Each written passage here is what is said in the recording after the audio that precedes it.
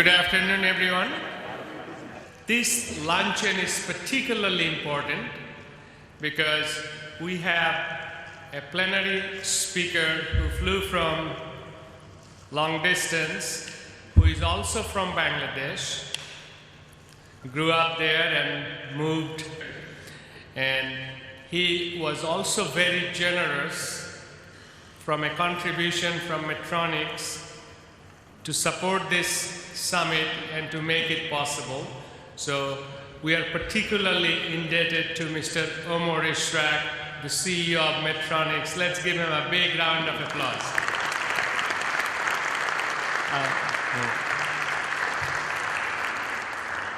Mr. Omar Ishrak, he served as the chairman and CEO of Medtronics since June 2011.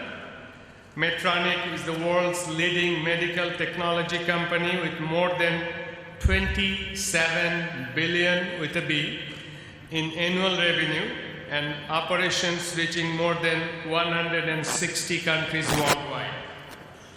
Medtronic offers technologies, solutions, and therapies to a great and wide range of medical conditions, including cardiac and vascular diseases, respiratory, neurological, and spinal conditions, diabetes, and more.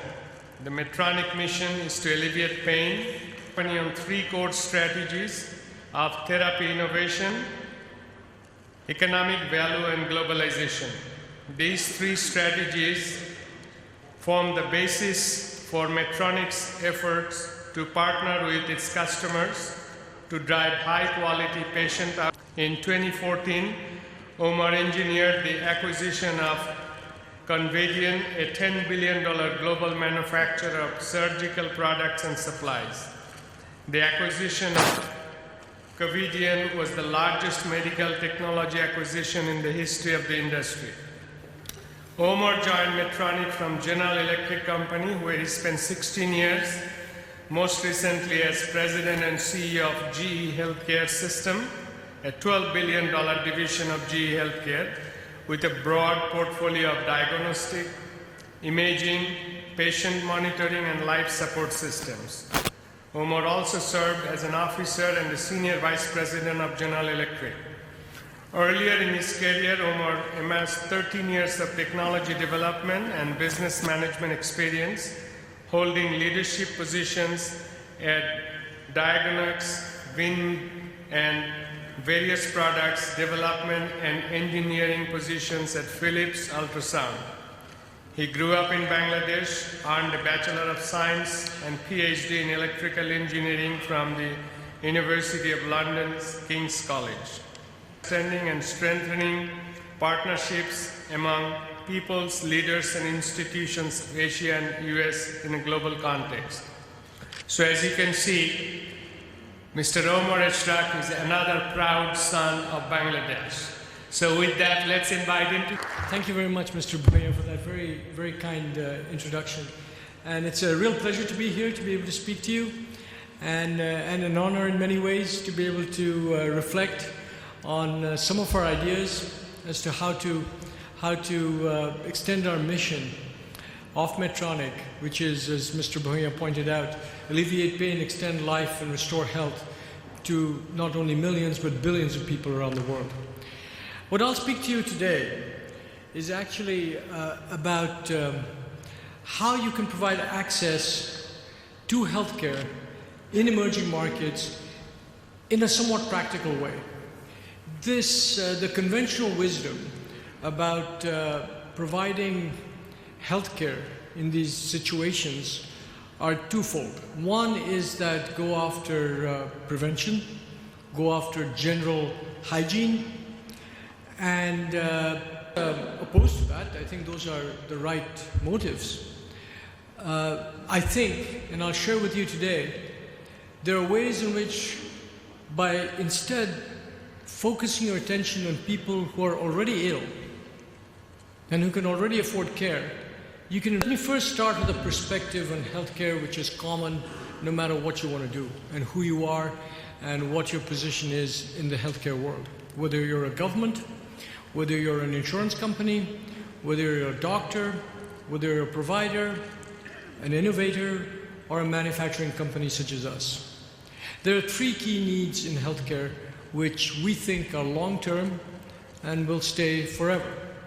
First is that we must never forget, despite our current motives, what our current motives may be, that the quest to improve outcomes in healthcare is something that will never go away. People's ingenuity, our increasing knowledge, will always drive, in the end, methods through which lifespan can be extended, diseases may be cured more effectively and less painfully. This is something that has happened over centuries, and as you can see from lifespan extension around the world, that's growing exponentially. And I expect it to grow even faster, because as we understand clinical medicine better, and there's still a lot to learn, and as more technology becomes available, you put much more knowledge about different aspects of medicine that we garner every day. And even in the past few decades, we've seen enormous strides in improving clinical outcomes in a variety of diseases. There's nothing about 2015 says that that process will stop. So we have every expectation to grow from about, in the 70s today to the 80s, 90s, hundreds. It's completely possible because our knowledge is improving and our technological prowess is improving.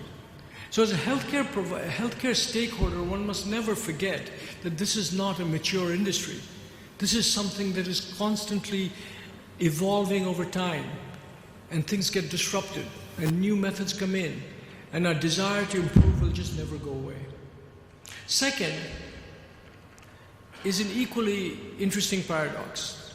Given this huge movement towards improving outcomes, there also exists an enormous disparity in care between people of the world.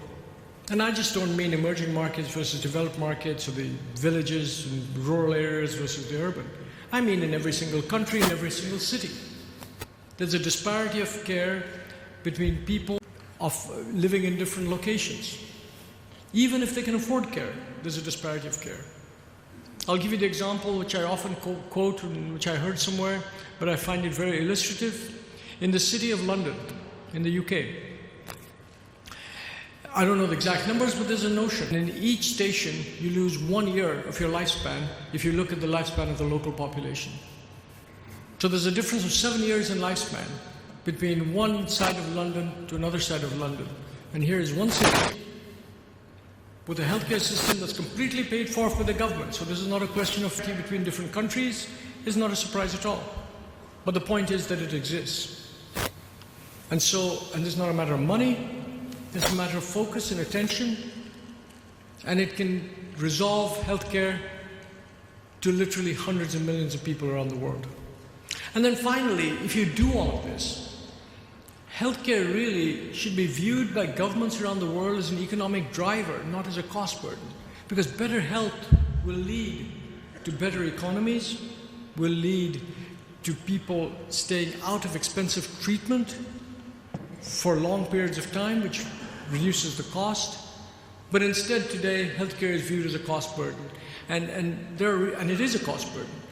And we have to find ways collectively to shift that, to remove inefficiencies in the system, so that the true value of healthcare can be realized both from a social sense, but also from a financial and economic sense, which we think can be done. So these are the three, what we call universal healthcare needs. And I think you'll agree that no matter what position you're in or what stake you have in healthcare, your interests probably fit in one of these three. And all of them are growing needs. What I'll do today is a general topic of global health. So let's start about expand access and start with the theme that I laid out about inequity in healthcare. We think in general, and this is what I'll talk to in depth to you about, infrastructure, training, all of these are issues, but we've got to find unique ways of addressing them in a very focused and directed fashion, because the problem is too big simply to kind of dabble in areas like this. It does require an entire ecosystem approach, because you've got to find ways to self-fund this. There's no money sitting around and not enough charity money available to be able to resolve this problem through gifts. There has to be an ecosystem which is sustainable economically, and it can be. And then finally, to do this, you got to think differently. And so let me touch on these one by one. Let me start, though, by giving you some context about the way we think about healthcare. And it's something that we've defined, but it's pretty loose in general. Something that we've called the healthcare economic pyramid. And we've separated it into 3 buckets. And the exact sizes are somewhat conceptual, but let me give you the definition of each of these categories. The first is what we call premium, the premium segment in healthcare. And very simply put, the premium segment in healthcare, and by the way, at this point, I'm going to talk about this in relation to emerging markets that is available today. Standards of care that is available today, like the example that I gave in the UK. Across those 7 subway stations, everyone can afford the care because the government pays for it. So that is actually what I call a premium segment. Government provides, through which healthcare can be provided. So that is what I'll call, for lack of a better word, the premium segment, because affordability is not a factor in the premium segment. Second is the value segment. And the value segment is something that is adjacent to the premium segment in that as wealth increases and as costs decline, more people will get into the realm of affordability. They haven't got there yet, but an extension of the same process will take them there. And that is what I call the value segment. And then finally, you have the underserved, which still relates to the majority of people around the world. And unfortunately, the process of creating infrastructure and training just takes too long. There aren't enough doctors to be trained quickly enough for us to reach people in all the villages around the world in any reasonable time frame, and I mean decades. So other approaches have to be taken. A disruptive approach has to be taken, and cost has to be a factor that is far more important there. Also, training and thinking about who can actually do the work is of prime importance. In many ways, they're interrelated, and you can create a holistic system that can be self-funding. I'm going to start with the first 2 in the beginning, the premium and the value segment, because the approach there is somewhat related. It's just a matter of where you draw the line in terms of affordability. If it's off that 4 billion, when we do our calculations, in emerging markets alone, 1.3 billion, again in rough terms, or something like 30% of that population can actually afford the care today. Because remember, emerging markets include some fairly rich countries, and some places, even like in India, where although the majority of payment is out of pocket, there are significant portions like government employees and so on where actually healthcare is paid for. And so if you include all of that, you come to a number like 30%. We call that the people who can afford healthcare today in some fashion. So 1.3 billion people today are like the example that I gave in London, in emerging markets, where for some reason they're not getting the care that they need, although it can be paid for. That's a lot of people. Now, to establish that, we've started to work in a very granular fashion. What we've done is we've looked at this disease by disease and considered what is the ability to pay for every individual, because there are nuances around this. You know, what is the cost that they have to afford? And that depends on the procedure that they have to socially in a state that is culturally acceptable for them to pay for healthcare as opposed to do something else. And just their thinking. Do they need some more education, some more awareness building? What other alternatives are there to the sorts of treatments that we talked about? There are standard of care. Are there things that are they symptomatic? Are they asymptomatic?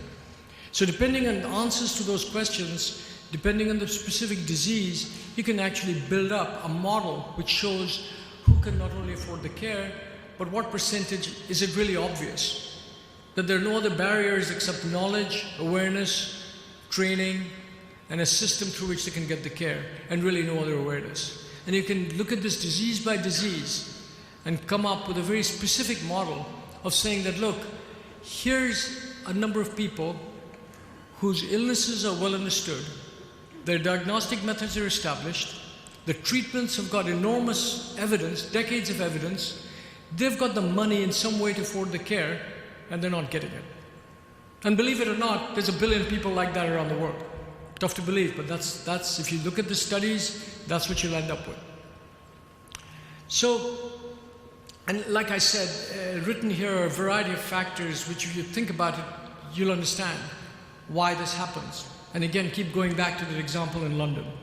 In a city, government pays for healthcare, and there's 1 year drop in lifespan between one end of the city to the other end of the city. And you take that model and you important, which I'll come to in a minute. So we did a little case study. We took 5 cardiac diseases, which are well understood, which are adopted at about 75% penetration in developed markets. In other words, 75% of people is a developed market. But 75% by and large get that treatment. So if 75% get it, it kind of means that the procedures are well understood and established. So we took these 5 cardiac diseases. They're pretty straightforward. Stents for coronary artery disease, established for decades. Pacing for low heart rate. The pacing is something that we feel pretty strongly about because Medtronic was started by the person who invented the pacemaker, believe it or not, in 1957. And it's established around all developed markets that anybody who needs it gets it without question. And yet there are millions of people around the world, hundreds of millions of people who need this thing who don't get it and who can afford it. And so that's a particular sort of motivation for us to try to resolve. There are others, which I won't read through, but there are 5 conditions that we looked at in a very granular fashion. Now, it so happens that across the emerging markets, these 5 diseases have something like a 2.5% prevalence rate. In other words, 2.5% of this population in the emerging markets will have about 100 million people who have this condition, who can afford who in total, not just who can afford the care. There's about 100 million people in emerging markets, 4 billion in total, 2.5% of 4 billion is 100 million. So people in emerging markets who have these conditions. And now we came up with 35 million people who can actually afford the care, who have these diseases in emerging markets, who go through the criteria that we talked about affordability, about household income, about symptoms, and all of these things are graded, and you come up with 35 million people who can afford the care and who don't get the care in emerging markets alone. The reason I point this out is that 35 million people is a lot of people, but at the same time, if you approach this in a macro way, they'll think, hey, what are you thinking about? There's 4 billion people in emerging markets, 1.3 billion who can afford the care, and you're worried about 35 million. Well, I'll tell you why we should worry about 35 million, because we know the answers in these 5 cases. Now, I could do the study with some other disease states and you'd come up with another 35, but this is the study that we did. What's interesting now, if you take these 35 million people who can afford the care with these 5 conditions in emerging markets, we find that about 6 million get the treatment. So it's not that all of them don't get the treatment, about 6 million do get the treatment. And about 20 million more are entitled to the treatment to reach that 75% adoption rate. So we say that even in these conditions, you'll never make it perfect. You'll only get to about 75% adoption rate because over decades have one of these conditions which can easily be diagnosed and whose treatment has been established for decades, and they have the money in some form or fashion to be able to pay for this. When you actually do this, and this is the key, that these 20 million people who have the dollars worth of investment, because roughly these treatments cost about a little over $1,000 each, the whole procedure. And you multiply that by your 20 million people, and you get something like $30 billion, which are now redirected from other forms of disposable income into something that will benefit their own health. And in the process, create an infrastructure and economies of scale which can drive the adoption of these diseases down to a lower point in the economic pyramid. So that's why focusing on these 20 million or 30 million is important, because it's specific, and by the law of numbers, it's self-funding, and that same funding can be used to propel the next layer of people who cannot afford the care. To do this, it seems obvious, but it's tough, because believe it or not, all these 20 million people aren't sitting in one city somewhere. They're dispersed over many countries, many geographies, and although they have the money, the level of awareness and local infrastructure will be widely different. So to achieve this, these three general actions have to be taken. In delivery, infrastructure, and training. And the way we would look at it is we create centers where infrastructure and training exists for some of these diseases, and then look at the catchment around it of people and build a referral chain for those very specific people to go to places where the infrastructure is established in the right way and reinvest it in the right way. And not too many middlemen are on the way, and then if you disperse this thing, then it's going to get lost and nothing's going to happen. This can only happen if you have a very focused and targeted effort. For the same reason, there needs to be a disease focus. So if you really want to untrap this money, you've got to get value. And unfortunately, doing primary care health, which again has got lots of value to it, and hygiene and all of that, all of which are important, but you do not unlock value immediately.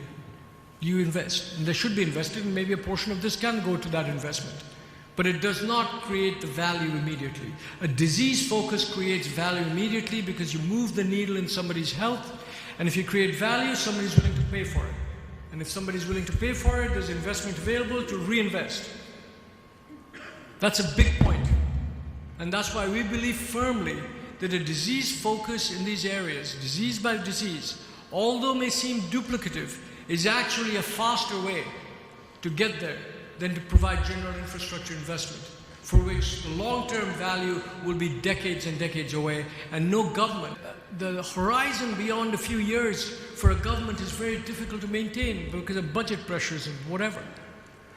But if you tap into people who can afford the care, who have disposable income today, which is being wasted, if not wasted, spent in things that have nothing to do with health, and redirect it towards their own health focus. But it has to be done in a disease-based way, and you need the coordination of all stakeholders around a very focused effort in this direction. So what you can get from it is a real virtuous cycle. You improve health and extend life. That's the most important thing, that all these people aren't just spending money by giving just charity. They're doing it because their life is expended not by a few months, you're talking about decades. A pacemaker will increase someone's life by 10 years, 15 years, 20 years, maybe longer, depending on when it was started. And actually in emerging markets it probably is longer because these diseases are happening at an earlier age. Each and one of these conditions extend lives for decades of healthy life. Think of what that means to their families, what it means to the economy, what it means for that country when a productive person who's going to die suddenly comes alive. That's huge. And what's ironic about it is they actually have the money to pay for this. And that not only helps them, but it creates a general infrastructure which will eventually help others. And if you do this in scale, the economies of scale, believe it or not, will drive the cost down. So someone please help me with the slides. Can you just press the button one ahead, please, for the slides?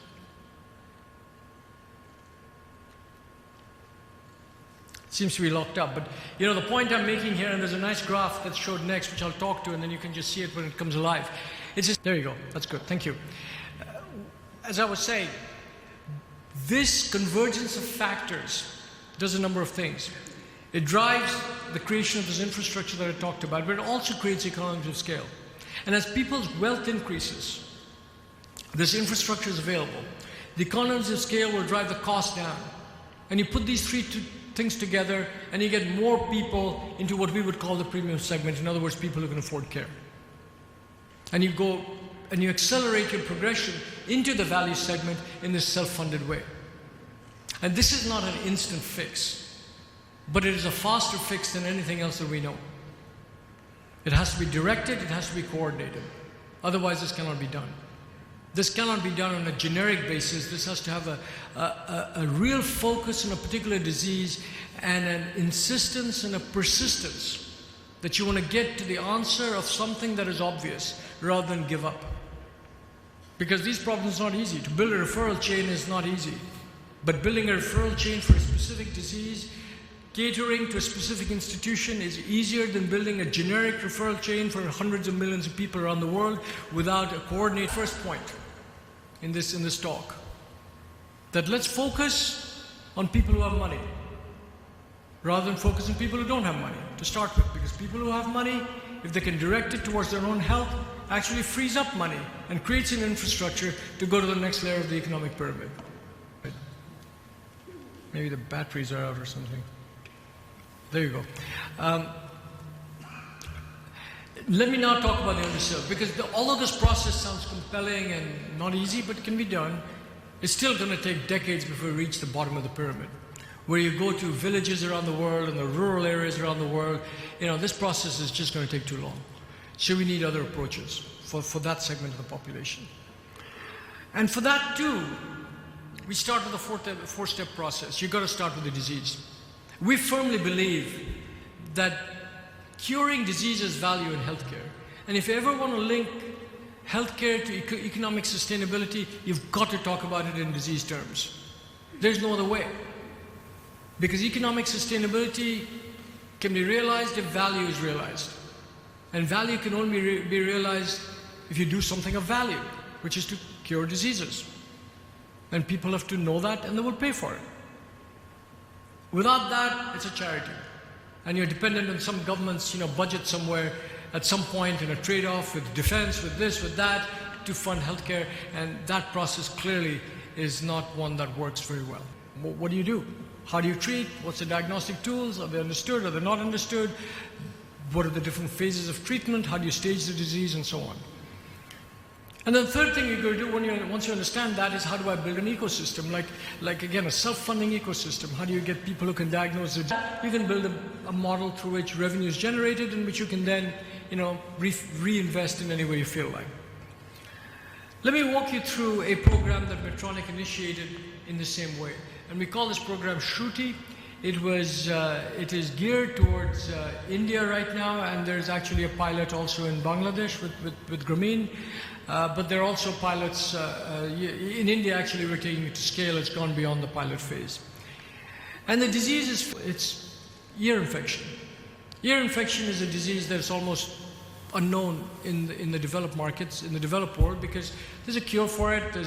There's a primary care system that takes care of it, and it never gets escalated to any degree, and if it does, it gets taken care of. It's not a real problem. Yet, there are 350 million people worldwide who actually still suffer from this, go deaf eventually if this condition is not looked after. Now, at the end of the line, there is a cure, which is to put an ear tube. But way before that, there are other cures, simply by, wax cleaning and all kinds of other stuff that can be done along the way. But at the end of the line, what we did is we identified the disease, we know the end treatment, and we worked with a provider, a local provider that could be our local sort of coordinator, quarterback, if you like, for this disease into a community. And that was a community. And the community that we picked was a slum in New Delhi. So a slum in New Delhi, close to where this community, where this little ENT center was, with a physician who really was championing this cause. And we went into this slum, and we created community screening camps by hiring a whole series of community health workers, training them in a simple way, giving them an otoscope with an iPhone, take a picture of the ear, send it electronically to this centralized Shroff Center, it was called. That's the name of the center, where the doctor would look at it and very quickly, diagnose whether this person had a problem or not. Several diagnostic tools were created, low-cost diagnostic tools that a community health worker could handle. And the community health workers would go in there, and in the beginning we paid them, but eventually these would be low-cost enough to be felt that even people in the slum could afford to pay them and make this thing self-sustaining. But the key point here was you build up the chain. The community worker had help from somebody who was focused on one thing, on one disease, and that person would respond with realistic views. It was, cleaning the wax, other places there were little hearing aids, and eventually some percentage of them actually got a surgical treatment and got better. And so people saw value all along the chain and were willing to pay for this. And that was the pilot that we did in that slum. Patients have had some level of follow-up, And over 300 surgeries were completed as a result of this. So out of the 70,000, there were 300 people who actually went to the end of the line and needed surgeries. So you can see this is not something we're doing to sell our tools. Okay, there are other places we can sell stuff for. But it does help the value chain along the way. And we looked at 70,000 people, and although, 300 people got the surgery, 2,300 people actually got better because they were treated in some easy fashion, non-invasive fashion.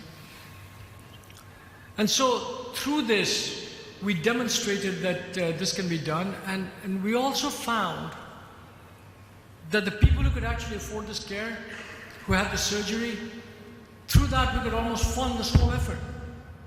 Because there was enough money coming into the system, and there was enough value higher up you go that you can actually make the business model out of this, even at a very early stage, because what you need is the law of numbers here. You need to get to more people very quickly. And it goes back to the disease focus. If we start to cure every condition right now, we won't be able to do this. But there are 330 million people with this condition. We've touched, we screened only 70,000. We expect to screen over 1 million people here in the next, 5 or 6 years, get this number up to tens of millions. And for more surgeries, some hearing aids that we will start to provide to these people. But the thing here, small dollars and high numbers, and focus. And if you really go after this ecosystem in a systematic fashion like that, you can make it sustainable. Economically, both for a business, and you don't have to make a ton of money on this. If you want, you can make no money and reinvest everything. But it's not one that's always dependent on getting money from someone else. It is self-sustainable. And it's something that we intend to scale over time. We have a whole series of other programs that we're looking at to scale in the same way. This is the most advanced. But here's an example of a variety of other areas that we're looking at in different countries around the world with the same thing in mind. Select a disease, create an ecosystem around the disease, focus your effort on a stage-by-stage basis of finding economically sustaining ways to provide care, and create such programs and then scale them for that disease in that country and then around the world. And so this is something that all our business teams are doing this on a piece that's on top of their normal work of all the other things that we do.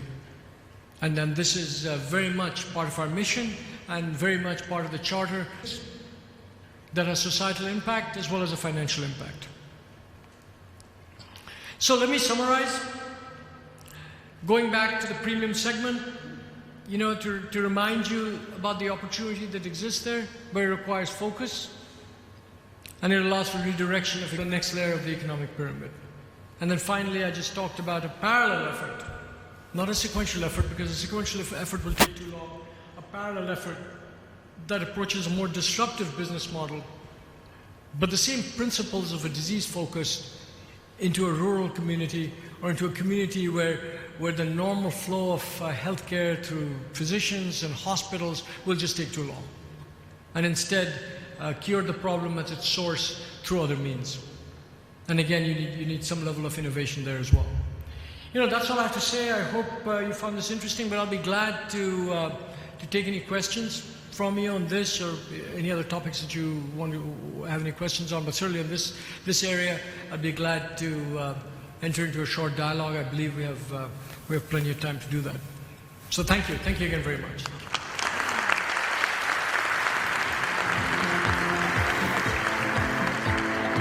So I'll wait for a few minutes. If there are questions, I'll be glad to take them. We have microphones on both sides. If you raise your hand,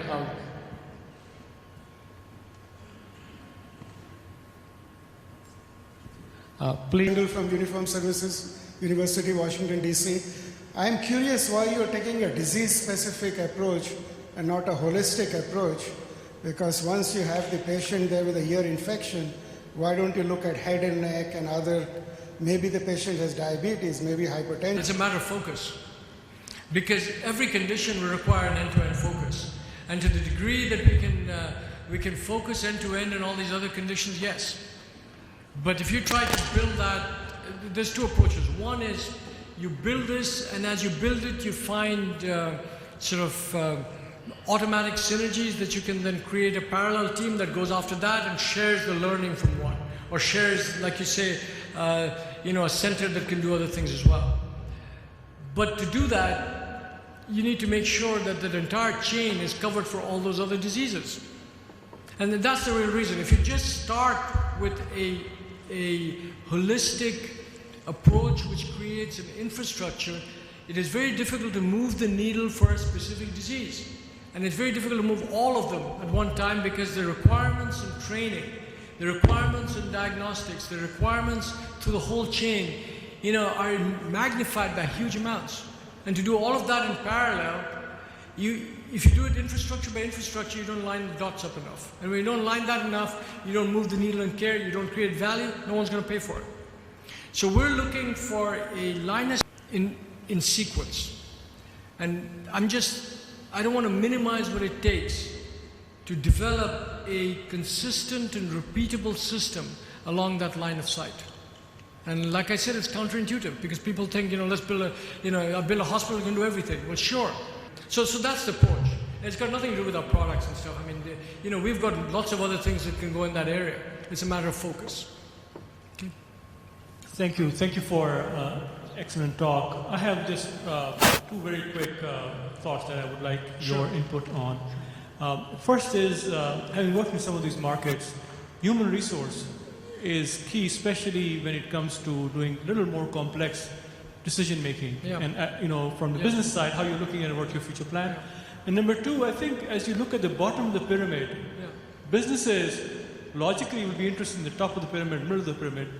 But how do you actually translate that success in the upper part of the pyramid for-profit companies to look at investment at the bottom of the pyramid, where the payment capacity is very limited? And what is the incentive for a company like yours to actually look at that market? I think and that's the cultural shift. Let me take the first one first, the training. You're right. Some of this training requires an effort, but that's what we do. We do that, and we train enough people. And if we simply redirect that training to a very focused effort around where you train, you build a referral chain. You do generic training, the doctor goes back, he may not have a hospital that's ready, or if he has a hospital ready, there's no referral system. So I think just redirecting the funds and the effort, the expertise that we already have to a more focused fashion is a start. And then beyond that, people in the world who can do the training, I don't think that's a real issue. People who do it even voluntarily, but they don't have to do it voluntarily. It's back to focus. It's directing people towards a certain condition and not getting diluted with too many other things which do not have value at the end of the chain. Your second question regarding how do you get interested in the bottom of the pyramid, I want to make sure that I point out that the underserved is not a charitable endeavor. It is. It is something that is at least self-sustaining and profitable, if you want it to be. If you want to reinvest that money back in, that's your choice, but it can be profitable. The difference in thinking, the connection with the knowledge at the higher end is always there. That's somewhat of a challenge, but can be resolved. The bigger challenge is to take advantage of the law of numbers. There's many more people in underserved. And so you don't need to make a lot of money with each one if you can reach a lot of people. We talked about 330 million people with hearing problem. Though you don't even think of that as a problem. And there's 330 million people. You don't need to make a lot of money if you can really address not to go in the underserved, the conceptual gap that companies such as ours have to overcome. Is that small numbers and high volume make sense. And to do that, you need focus, you need clear realization of value, you need... Hi, this is Dr. Shweta Sneha from Kennesaw State University. I wanted to first of all applaud you on the work that you're doing in focused diseases in the emerging markets. I've been working on diabetes in India and China and asthma in the state of Georgia, and I was wondering if Medtronic has any interest in any of those diseases in the emerging markets or in Georgia. Diabetes, you mean? Diabetes and asthma, yes. Well, so we certainly have in diabetes, no question about it. It is very much in our line of sight to pursue these types of methods in diabetes, both for type 1 as well as type 2, in India and in other countries around the world. So diabetes is very much there.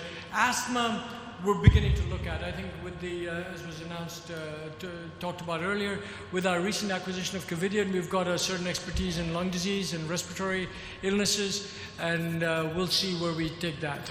It's still a little early, but it's an area that eventually we will get into, but there's no question about diabetes. It's very much in our crosshairs, in our line of sight, accelerate our approach towards type 2 as well.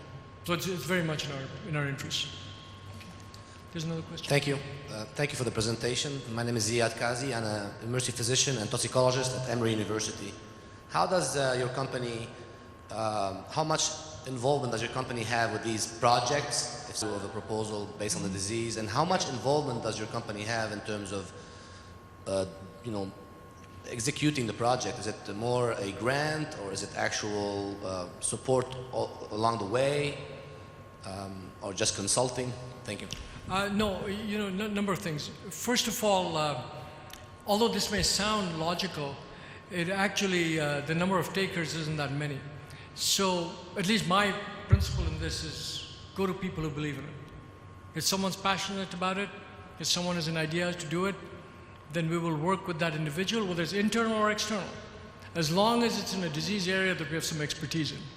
So if it's something else, then we really cannot contribute. But if it's in a disease area that we have some expertise in, which is a lot of diseases, and there's somebody who has an idea in this way, then we will work closely with that person. A grant and so on would be there, but really this is something that we would execute together with a person. It's not something that we just hand something off and walk away. We don't want to get in there and kind of meddle, but we think we can help, because we've got, critical mass of resources really cannot do. And so we don't want to dabble in this stuff. We want to take it seriously and move it forward and move the needle. And really it is the passion behind the idea, the quality of the idea, and whether it stands, if all of that is there, and we'll go through that process, then we move ahead. Okay, but it's something that we don't want to kind of toy around with. If we do it well. And I want to encourage our team to believe in these numbers. And they're not going to do it just by giving some money to somebody. This has to be a serious effort. Okay. I don't see any more hands. Look, I want to thank you one more time for taking the time to listen. Global health is something that I'm passionate about, Medtronic is passionate about. I think it's a real need. I think by working together and doing it collaboratively, I have every belief that over time we will move the needle. So thank you again. Thank you very much for your attention.